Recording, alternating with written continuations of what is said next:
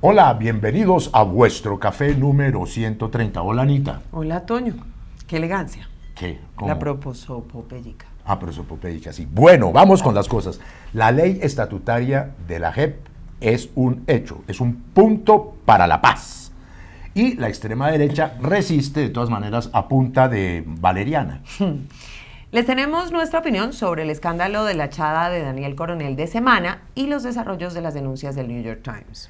Duque, el cercador, pues ahora está como cercado. Y, no sé si Ana María se interesa en este tema, Godofredo Cínico Caspa se viene contra los parques naturales. Trump, le escribió a Analisa, Plazas niega, rectifica todo. Y Camila habla de todo. Y National Geographic tenemos también, parece que Álvaro Uribe no es de origen humano.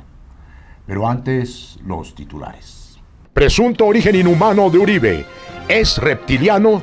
Un informe de alienígenas ancestrales. Paliza a la extrema derecha. Se cayeron las objeciones a la JEP. Santrich en libertad. Valeriana venteada. La echada de Daniel Coronel de semana pone en evidencia la crisis de la democracia informativa y la destrucción de la libertad de prensa. Desarrollo y consecuencias de las denuncias del New York Times. Presiones, comisiones, cartas de congresistas, de académicos. Duque en el ojo del huracán.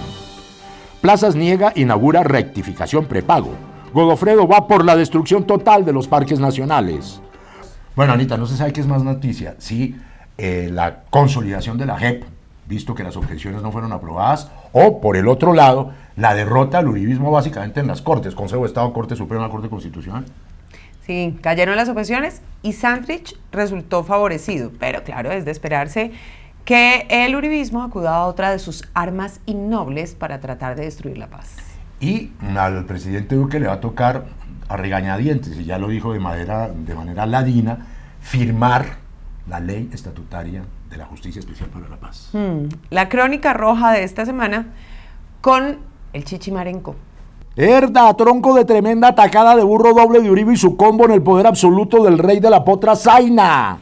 Primero la Corte Suprema dice que Santrich es representante a la Cámara, que es aforado y tal, y que hay que dejarlo libre, y lo dejan libre.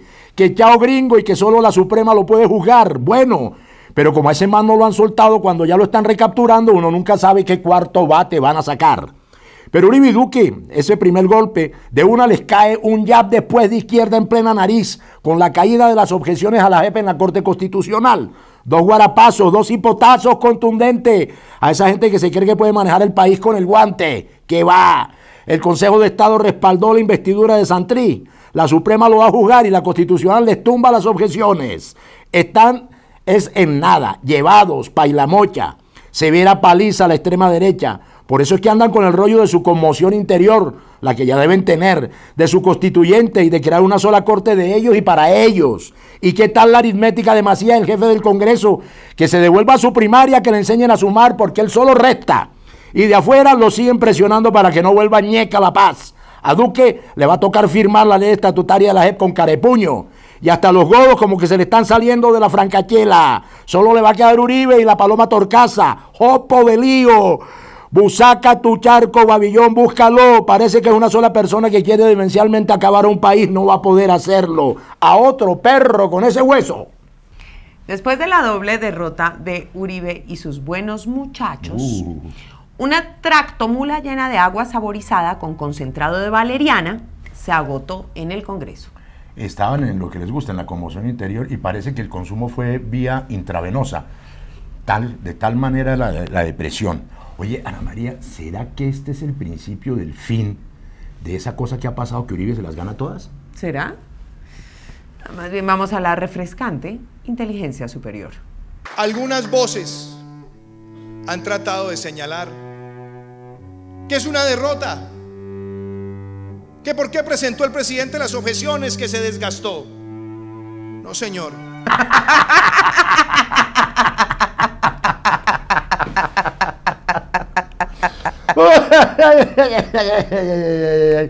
Corta tú, corta. Café picante. En el marco de la posibilidad de que se vuelvan a dar los falsos positivos, vía New York Times, que lo denunció, en el marco de la engavetada que del tema hizo la revista Semana y las críticas que hizo el columnista Daniel Coronel, pues a Coronel lo echaron. El escandaloso caso pone en evidencia una prensa al servicio del gran capital y del poder político y del gobierno. La ausencia de democracia informativa es de siempre, pero este caso de Daniel Coronel pues como que pone de bulto todos los elementos, donde hay carencia de independencia, manipulación, hegemonía con los poderes, todos los vicios que conocemos en la prensa colombiana. Toño, que lleva muchos años analizando este tema y escribiendo sobre él, toma el caso de Daniel Coronel para ampliar su análisis sobre la realidad de una prensa hegemónica perversa. Toño, con su opinión. El escándalo de Semana es un cuadro típico de la peor antidemocracia informativa. 1. Investiga Ricardo Calderón sobre las nuevas directrices del alto mando militar que estimulan las ejecuciones sumarias, es decir, los falsos positivos.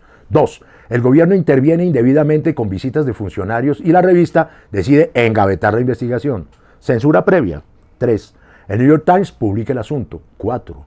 El columnista Daniel Coronel de Semana critica a la revista en su columna por censura y por manipulación. 5. Semana echa a Coronel, que se queda sin columna. Atentado a la libertad de prensa y a la independencia de la opinión. Muy grave. Pero mucho más grave que esto es que ocurren desde hace décadas cosas peores en materia de libertad de prensa, y no solo en Semana, sino en todos los medios hegemónicos, es decir, quienes mandan en prensa, radio y televisión.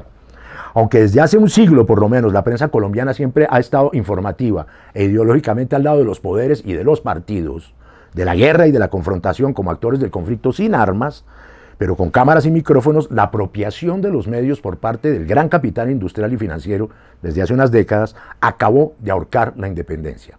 Antes, y eso ya era suficientemente perverso, los grandes medios pertenecían a familias políticas, a expresidentes, a liberales o conservadores, con algunas excepciones de diarios como El Espectador, que pertenecía a familias periodísticas más o menos independientes. Pero ese semiequilibrio ya más bien dudoso se rompió cuando los más ricos del país, Ardila Lule, Santo Domingo y Luis Carlos Sarmiento, obtuvieron y les dieron los canales de televisión y compraron las cadenas de radio e inclusive los dos grandes periódicos.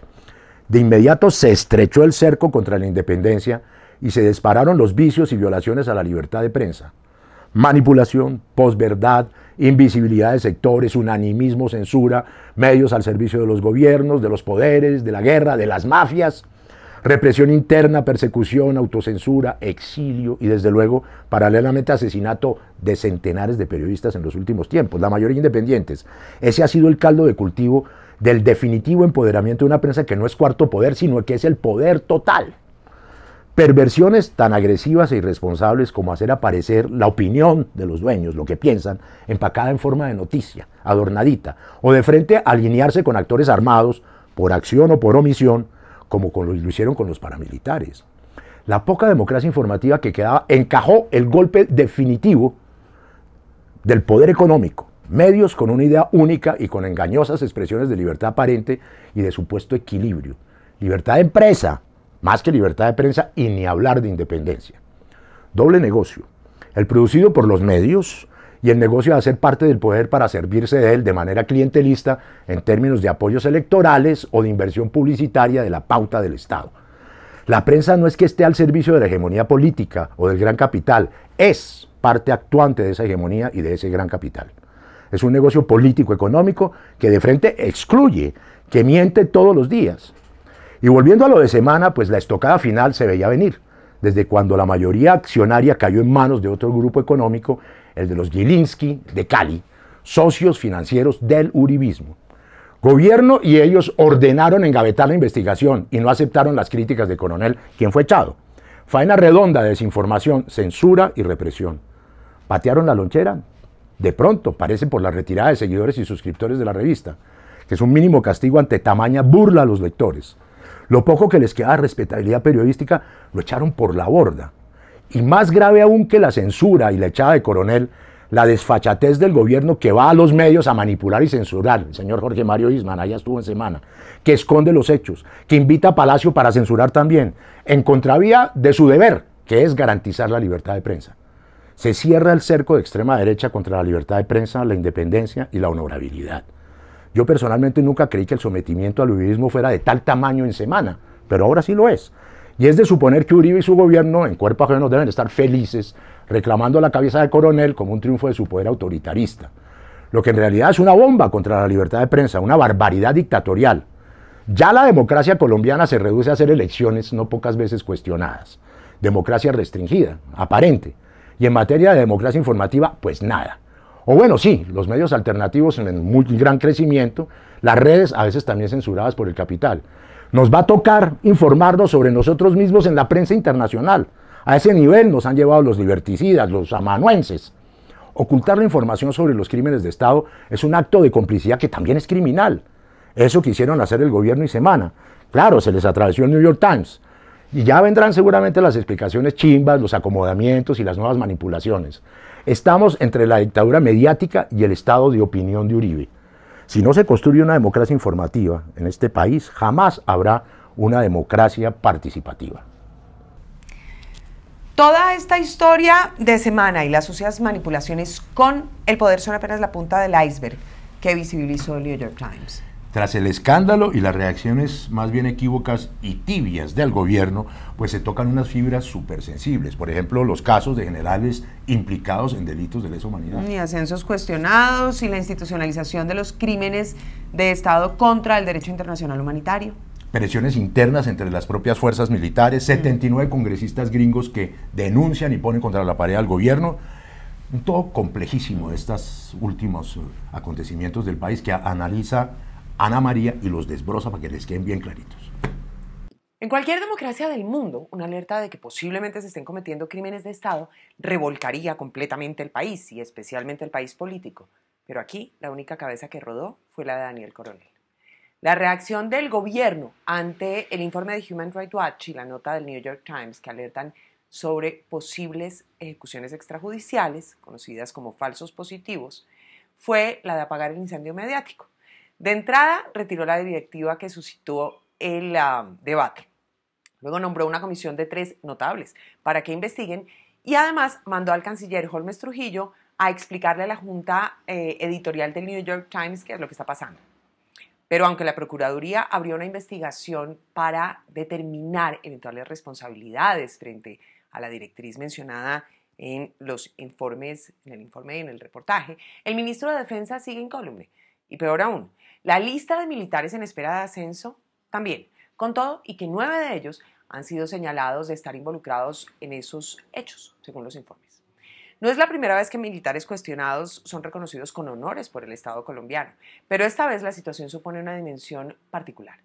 El acuerdo de paz, gústele al que le guste, cambió el escenario en muchos sentidos. Primero, vinculó a la comunidad internacional que activamente acompañó el proceso y ahora hace algo de seguimiento a los avances, así que conoce de primera mano la situación en Colombia y le interesa el éxito de ese proceso que fue un hito a nivel internacional. Y segundo, con ese proceso de paz se desarticuló y desarmó la guerrilla más antigua de América Latina y a eso súmele que el partido de gobierno nunca ha reconocido la existencia de un conflicto, así que no hay justificación posible para que se den órdenes de guerra y mucho menos con estas dimensiones que implican, abro comillas, hacer lo que sea para mejorar resultados, el número de bajas, incluso si eso significaba aliarse con grupos criminales armados, cierro comillas. La situación es gravísima, porque Colombia ya es tristemente famosa por ese tipo de delitos que implican que el Estado, a través de su ejército, asesine inocentes. Y sí, es un problema para los colombianos, pero también para la comunidad internacional, porque este es un crimen de lesa humanidad reconocido por la legislación internacional y que tiene a Colombia enfrentando una investigación ante la Corte Penal Internacional, que por ahora está detenida, gracias nuevamente a ese proceso de paz que creó la JEP, que está investigando ese flagelo. Pero claro que al mundo entero le preocupa la denuncia de que posiblemente se estén dando nuevamente estos crímenes y además que los militares que han contado su verdad ante el Tribunal de Paz estén siendo amenazados de muerte. La situación es tan seria que además de Vivanco, un grupo de 79 congresistas estadounidenses de primera línea y 260 intelectuales de todo el mundo le pidieron al gobierno nacional frenar el ascenso de los militares cuestionados, porque la amenaza aquí es que se institucionalice o se ratifique en la institucionalización a un crimen de lesa humanidad. Pero en este país de locos, en el que no pocos justifican el asesinato y la muerte, El gobierno entendió este como un problema mediático y se concentra en el discurso y en la imagen y no en una posible situación criminal, al punto que el debate de ascenso de los militares sigue en firme para la próxima semana. ¿Cómo puede hablar el gobierno de una comisión de expertos para este tema, independiente, cuando hace parte de la hegemonía tradicional? ¿Y cómo puede seguir sin problema el general Nicasio Martínez?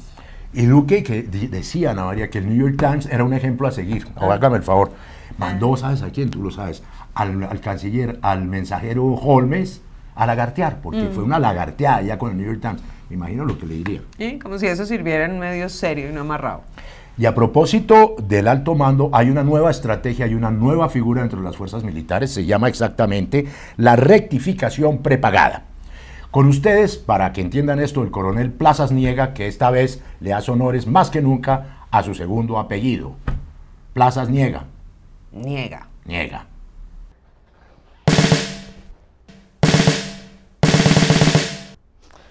Basadas en la institucionalidad armada y en la ley que hacemos, y a través de la capacidad letal de respuesta, nos permitimos de que generar desde ya la figura de la prerectificación o rectificación anticipada, que nos permite reafirmar de que todos los hechos que se nos imputen de acciones contrarias a la legalidad son previamente irreales, falsas. Negativo. Es una campaña para desmoralizar la fuerza y desprestigiarnos el perímetro. Prerefectificamos todo lo que tenga que ver con operaciones raras, falsos positivos, corrupción y demás. Nada de eso es cierto, antes o después de que ocurra. Si las pruebas las aportamos nosotros, no puede haber nuevas en el caso de mi general Nicasio Martínez, a quien quieren, como se dice, embalar, o de las instrucciones para el conteo de bajas. En nosotros nada es extrajudicial, todo es postlegal. Las directrices siguen siendo firmes. Y en cuanto al personal de las fuerzas que anda diciendo que es que si hay irregularidades en las órdenes, la institución hace caso omiso de sapos que terminan hinchados. Me voy de merecidas vacaciones, por lo que sabemos, ¡are! Y a todas estas, en su palacio de cristal, Ivancito sigue destruyendo país. Todo le sale mal e insiste. Ahora se fue a El Salvador a guitarrear. Pero antes lo visitamos en su despacho, el cercador, cercado. Así como vamos destruyendo la JEP, seguimos en mis talleres de mecánica construyendo país. Por ejemplo, al reducir el presupuesto de la unidad de búsqueda de desaparecidos a la mitad, vamos a bajar esas cifras tan desagradables. En el caso de la molestia esa con el New York Times, ahí les mandé a Holmes para arreglar ese problema. Les vamos a ofrecer una buena pauta publicitaria de el futuro es de todos, porque de nuestro pasado y de mi presente, pues ni hablar. Seguro que con eso le bajan a esa perspectiva injusta sobre mi gobierno.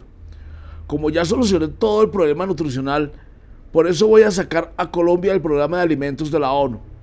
Acá los únicos que tienen hambre son los de Cambio Radical.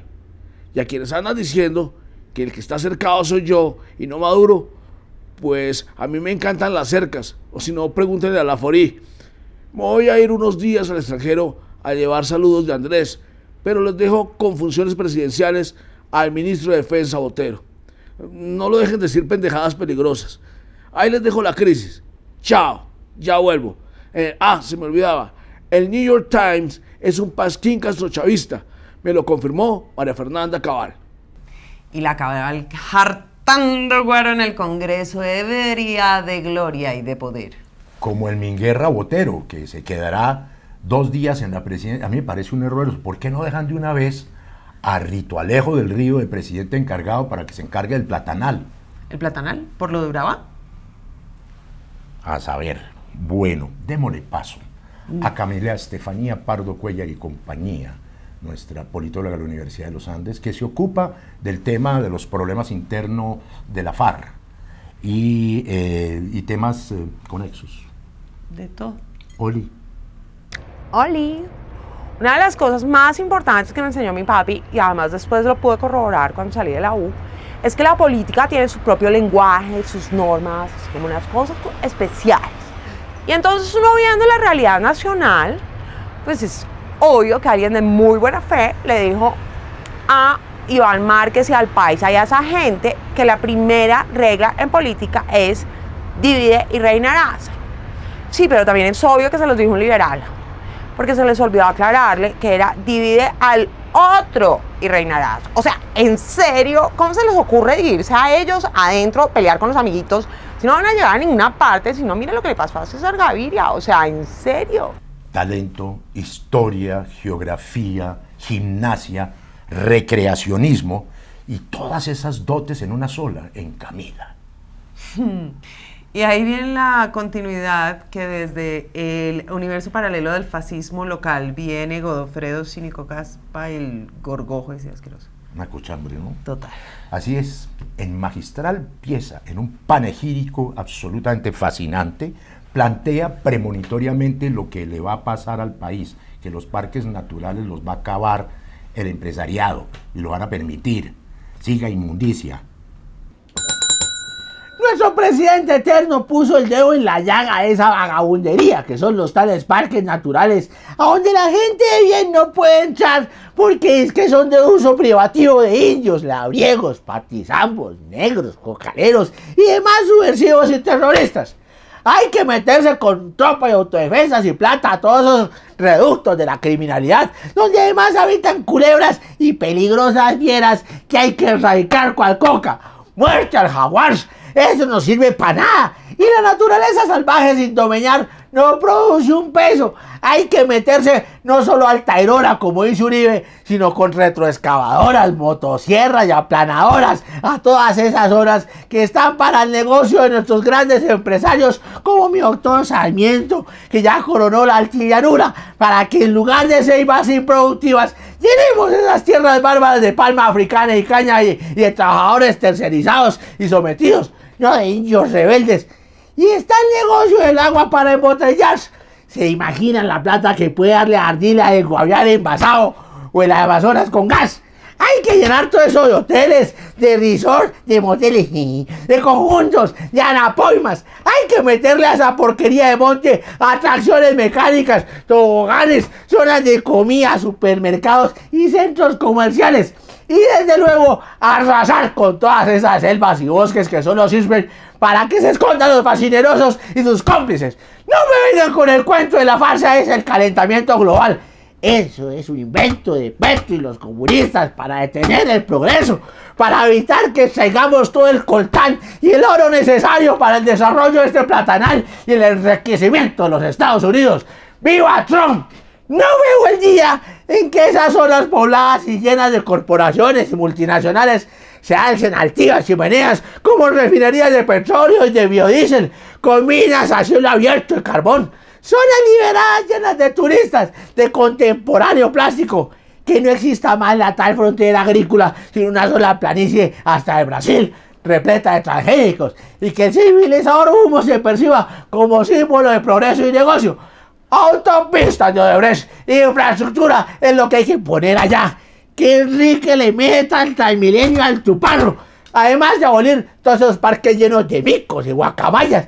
Que desaparezcan nombres tan oprobiosos a orígenes y subversivos como Chiribiquete, Amacayaco o Guácharos. Y a esos indios mequetrefes de la Sierra Nevada, que los glifosatos, carajo.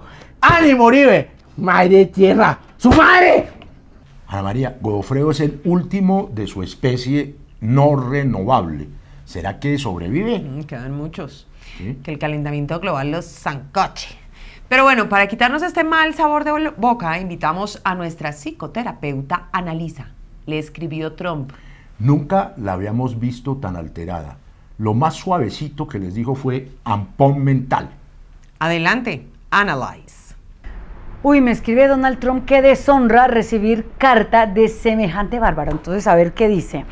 Dice, apreciada profesional de la camisa de fuerza, gracias a los servicios voluntarios de vuestro embajador acá en mi supermercado, Francisco Santos, quien tradujo mi carta al español, me puedo comunicar contigo. Resulta que con tantos problemas con el mundo a mis pies, ando trastornado, dividido, encindido, anómalo. ¿Qué debo hacer? Pues caramba, Trump by Pachito. Con mucho gusto. Sus mercedes, paso al diagnóstico de alguien que no me tiene que decir mucho porque todos sabemos que está desaforadamente loco. Mira, Donald, usted es el prototipo del esquizofrénico de loco peligroso. Su disfunción social embarga al mundo entero y usted es un danger ecuménico. A ver. Parte de mis problemas que me angustian son mis creencias delirantes, mis alucinaciones políticas, pero en el fondo soy feliz con eso y más. Armar posverdades es mi hobby preferido. Adoro matar, que el tercer mundo sufra, pues es que usted es una bestia. Sí, es un animal completo, un ave de rapiña, un depredador, una fera prehistórica, una soberana porquería. Me repugna tanto que hasta mi equilibrio profesional se descompone. Su mala conducta lo convierte en un catatónico del Ejecutivo. Su infinita maldad, su irrefrenable egoísmo lo han conducido a una criminalidad que ejerce de manera global. Es que usted es un ampón mental, una serie de killer. Todo esto se le nota en su lenguaje desorganizado y de orate. A ver. Ay, porque soy como soy, voy a invadir a Venezuela y de paso a Colombia. Voy a desertificarlos, a meterles marines, a desatar una guerra con esos lados, porque a mí me hace falta la sangre. Bueno, saben que yo no leo más lo que dice este perverso apocalíptico. La paciencia psicoanalítica tiene un límite. Me han tocado pacientes súper enfermos, peligrosos acá en Colombia, pero es que este adefesio de mente es demasiado para mí. O sea, su caso es genético, atávico, no hay cura que lo saque de la subnormalidad y de la hipertrofia de la maldad, depravado, vil, cruel. No, ay, Virgen del Agarradero, protégeme. O sea, de este alienado, lunático, chiflado, maniático. Es que no hay derecho tampoco. O sea, no hay derecho. ¿Ah?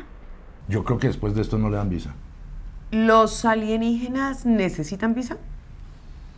No, ellos entran como por un umbral, como por una frontera intangible, creo yo. ¿Pero por qué me preguntas eso? No, pues por la nota, por el video que viene. Ah, sí. Es que resulta que amigos que tenemos en National Geographic nos cedieron un fragmento de su próximo documental que va a aparecer, cuyo título es El origen inhumano de Uribe.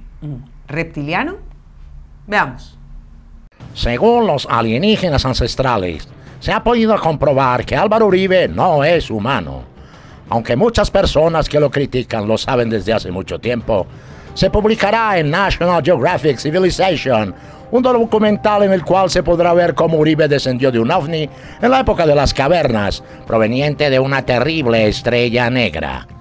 Desde entonces ha reencarnado en diversas personalidades a lo largo de los siglos, como Calígula, Atila, Gengis Khan o Drácula, hasta nuestros tiempos cuando funge de presidente eterno. Uribe ha sido abducido por extraterrestres varias veces y regresado al planeta recargado. Cuentan los alienígenas que ha tenido severas discusiones intergalácticas con E.T. y Alf, a quienes trató de sicarios. Se especula en el sentido de que Uribe es un reptiliano. Los alienígenas ancestrales y la mitad de los colombianos están pendientes de su próxima abducción. Hagamos una vaca bien mamerta para pagarle a Uribe el viaje a Marte que ya están organizando. Interesante, interesante. Hay tecnología avanzadísima para ir a... Café picante. Nuestro analista económico barato, Juan Daniel Oviedo, el mancito del DANE. Pongan mucha atención, porque su sorprendente y complejo análisis no es nada fácil de entender. Dentro de mi clase magistral para la gente de la clase media, le voy a tomar el pulso a diversos temas, en serio, desde el punto de vista heteroconceptual y dentro del método comparativo práctico, siempre en el marco de la cuarta vía y la economía naranja. Dentro de la curva matemática de la extrapolación de vectores, la decisión de aumentar la tarifa de energía para los estratos 4, 5 y 6 marca el punto de inflexión en virtud del cual esas clases deberán amortizar en términos de World Reference la plata que se perdió en el caso de Electricaribe. Es pura redistribución del gasto, la riqueza y el ordenamiento, el margen supraeconómico que nos permite el Plan Nacional de Desarrollo implica la tercerización de la tasa redistributiva del engranaje alterno, como en el caso de Avianca sin Efromovich.